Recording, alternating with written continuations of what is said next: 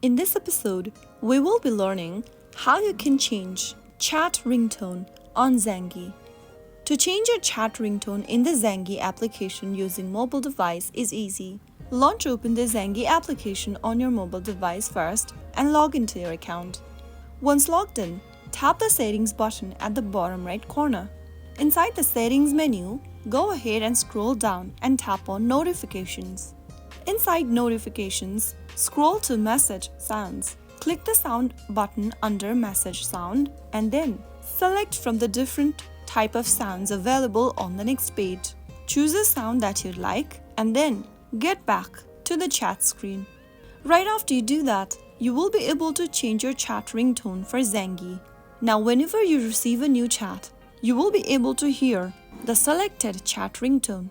I hope the video was helpful to you. If it was, make sure to give us a thumbs up and subscribe too for more Zangi tips and tricks. I will be back again in the next episode. Thank you for watching.